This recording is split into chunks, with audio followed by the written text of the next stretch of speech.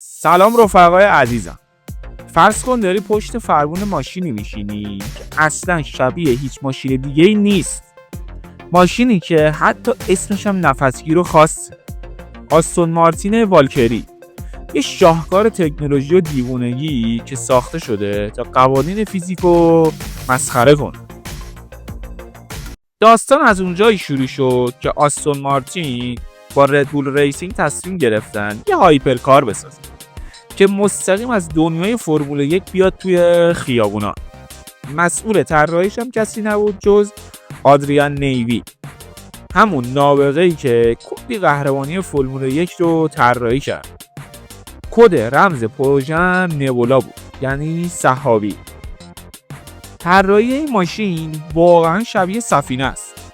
کل بدنه از فیبر کربن ساخته شده و جالبه بدونید تقریبا هیچ اسپویلر بزرگی روش نمیبینید، چون آیرودینامیک عجیبش باعث میشه هوا از زیر ماشین رد شه و حدود 1100 کیلوگرم داونفورس تولید کنه. یه چیزی شبیه جادو. حتی چراغ ترمز مرکزیش لقب کوچکترین چراغ ترمز دنیا رو هم داره. ولی اصل کاری موتوره.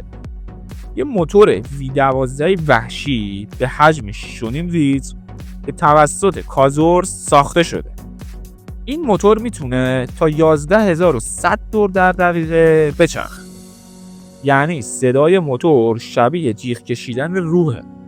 فقط همین؟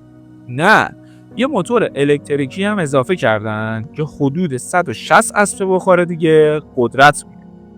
اینجوری قدرت کل ماشین میشه چیزی حدود 1100 اسب بخار. شتاب 0 تا 100 چقدره؟ کمتر از 2.5 ثانیه. باورت میشه؟ سرعت نهاییش هم نزدیک 355 کیلومتر در ساعت. و نکته خفن‌تر این که نسبت قدرت به وزنش تقریباً 1:1. یعنی هر اسب بخار قدرت 1 کیلوگرم وزن رو حرکت میده. یه سری ویژگی عجیب و باحال دیگه هم داره. برف پاک کنه شبیه شاتل فضایی کار میکنه.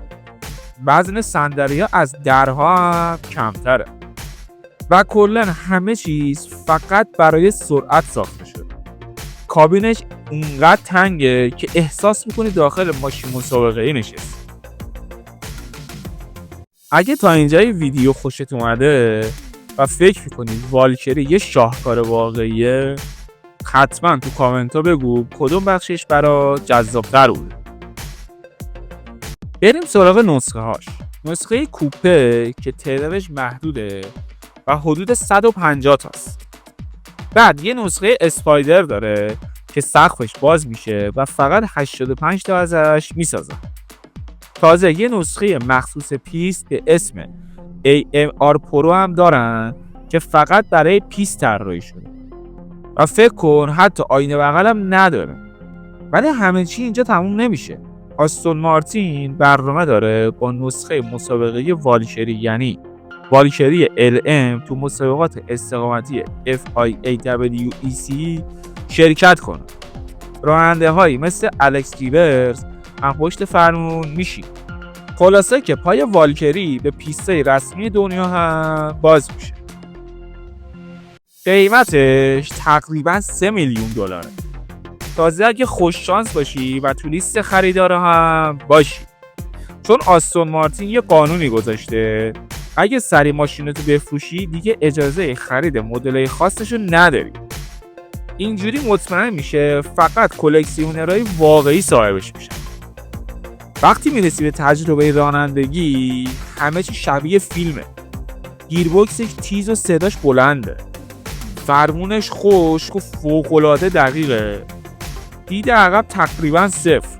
ولی با همینا حس میکنی یه ماشین فرمول 1 داری.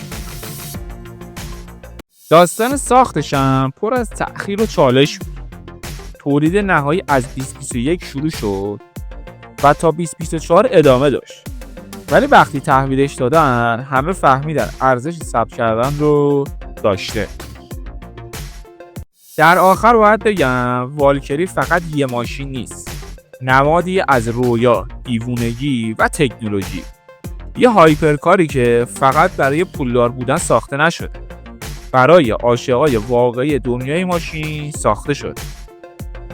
خب رفیق گلم، اگه دوست داری بازم درباره هایپرکارهای خفن و داستانهای عجیب پشت پردهشون بدونی، حتما لایک کن و کانالم سابسکرایب کن، چون این فقط تازه الان شروعشه.